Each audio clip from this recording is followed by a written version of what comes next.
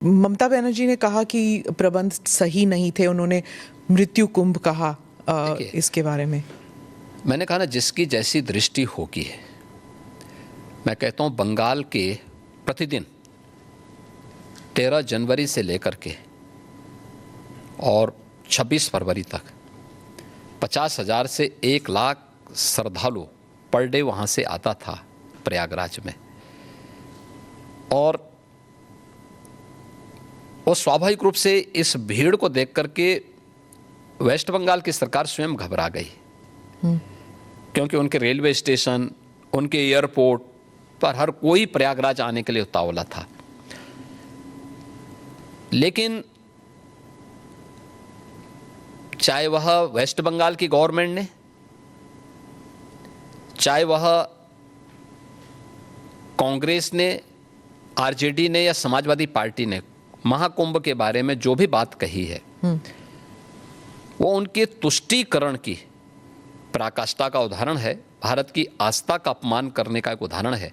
लेकिन महाकुंभ ने साबित किया है कि नहीं, वह मृत्युंजय महाकुंभ था, और महाकुंभ में जो भी आया अभिभूत होकर के गया। मृत्युंजय महाकुंभ, मृत्युंजय महाकुंभ।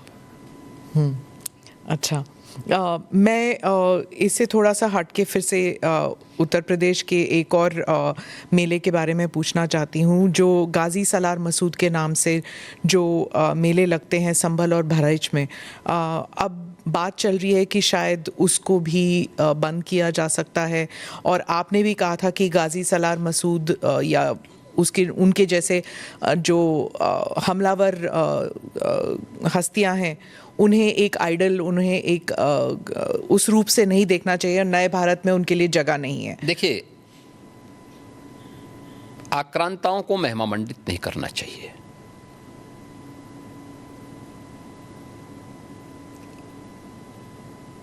यह भी हमें मालूम होना चाहिए कि ये आक्रांता विदेशी थे। इन्होंने भारत की आस्था पर प्रहार किया, भारत की बहन बेटियों की इज्जत के साथ खिलवाड़ किया, भारत को लूटा। इसका महिमा मंडन आस्था का अपमान है, इनका महिमा मंडन मातृशक्ति का अपमान है। इनका महिमा मंडन करके हम देश का अपमान करते हैं, और मुझे लगता है कि यह कोई भी भारतीय स्वीकार नहीं करेगा। याद करना, यही वे आक्रांता थे जिन्होंने देश के अंदर जबरन धर्मांतरण को आगे बढ़ाया था। देश के अंदर आज भी बहुत सारे मुस्लिम परिवार ऐसे हैं जो अपने पूर्वजों की परंपरा का जो विस्मरण करते हैं, और 6 पीढ़ी पहले, 8 पीढ़ी पहले बहुत सारे लोगों ने डॉक्यूमेंट तैयार रखे हुए हैं कि उनके पूर्वज कोई ना कोई हिंदू था। तो मुझे लगता है उस समय किन्हीं कारणों से उनको अगर इस्लाम स्वीकार करना पड़ा है, तो उन आक्रांताओं की क्रूरता से कोई जजिया कर नहीं दे पाया, कोई जो है अपने स्वयं के परिवार को बचाने के नाम पर, कोई अन्य उसके नाम पर। मुझे लगता है कि हम लोगों को इसको स्वीकार नहीं करना चाहिए कि आक्रांता का कहीं महिमा मंडन हो। पर कुछ तो ट्रेडिशन का मतलब क्या होता है? ट्रेडिशन के लिए आप फतेह करते थे। गाजी को तो कहीं, गाजी तो यहाँ उत्तर प्रदेश में कोई भी युद्ध जीता नहीं था। देखिए, सालार मसूद गाजी वही है जिसने मोहम्मद गजनवी के साथ भगवान सोमनाथ के मंदिर को लूटने और तोड़ने का काम किया था। ये विदेशी लुटेरा था, और इसको महाराज सुहेलदेव के नेतृत्व में हिंदू राजाओं ने जिस कार्य के लिए हकदार था, जिंदा खड़ा करके इसको पूरी तरह जलाया था। इस्लाम में सबसे क्रूर मौत मारी जाती है। जिसका वो हकदार था, उसने जितना अत्याचार किया था, हिंदू धर्म और संस्कृति को तोड़ करके, आस्था पर प्रहार करके, बहन बेटियों की इज्जत के साथ खिलवाड़ करके, वही व्यवहार उसके साथ उस समय हिंदू राजाओं ने किया था। तो जय जयकार तो महाराज सुहेलदेव की होनी चाहिए, और पूजा महाराज सुहेलदेव की होनी चाहिए, न कि सालार मसूद गाजी की। इसीलिए कहते हैं ना कि मुसलमान खतरे में है, जो ओवैसी कहते हैं आपके राज्य में, क्योंकि जो ट्रेडिशन चलते आए हैं आप उनको हटाना चाहते हैं, जो उनके जिनके लिए वो पूजनीय समझते हैं आप उनको कह रहे हैं कि वो गद्दार हैं, उनको हटाना चाहते हैं आप। इसलिए मुसलमान इससे खतरे में नहीं है, इनकी वोट बैंक की राजनीति खतरे में है। जिस दिन अपने पूर्वजों को भारतीय मुसलमान समझ जाएगा, इन सब के बोरिया बिस्तर बन जाएंगे। इसलिए अपने बोरिया बिस्तर को दुरुस्त रखने के लिए लोग इस प्रकार की भड़काऊ बातें को कहते हैं। भारत के मुसलमानों को याद रखना होगा, वे तभी सुरक्षित है जब हिंदू सुरक्षित है, हिंदू ट्रेडिशन सुरक्षित हैं, उसी के साथ उनकी भी सुरक्षा निहित है। तो हिंदू कहाँ खतरे में है? हाँ, तो हिंदू कश्मीर के अंदर क्या हुआ था, अभी बांग्लादेश के अंदर क्या हुआ है, पाकिस्तान के अंदर क्या हुआ है।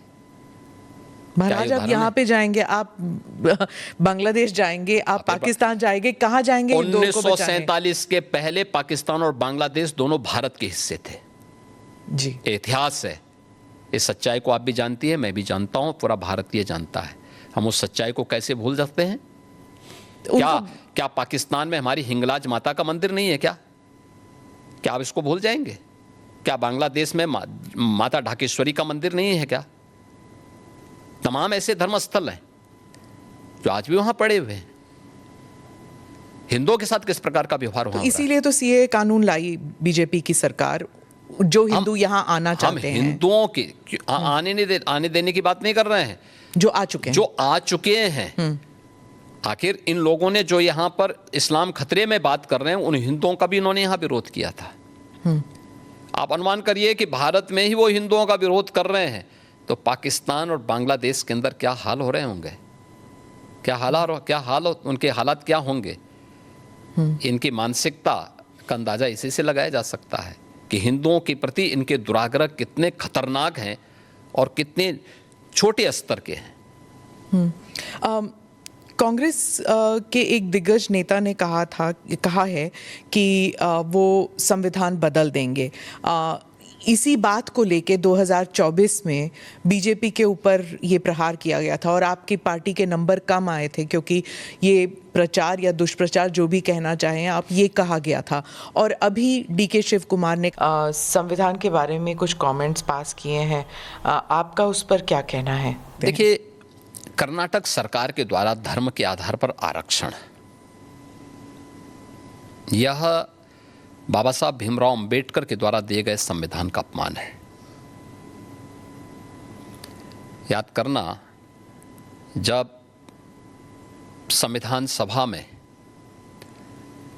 आरक्षण की बात हुई तो उसमें धर्म के आधार पर आरक्षण का मुद्दा भी उठा था और बाबा साहब भीमराव अंबेडकर ने इसका पुरजोर विरोध किया था। उन्होंने कहा था कि आरक्षण सामाजिक रूप से उन लोगों को दिए जाने चाहिए जिनके साथ अस्पृश्यता और छुआछूत सैकड़ों वर्षों से होती आई है। अनुसूचित जाति जनजाति के लोगों को उसके साथ जोड़ा गया था और इसीलिए भारत के संविधान ने विशेष प्रावधान करके उनके लिए आरक्षण की व्यवस्था दी।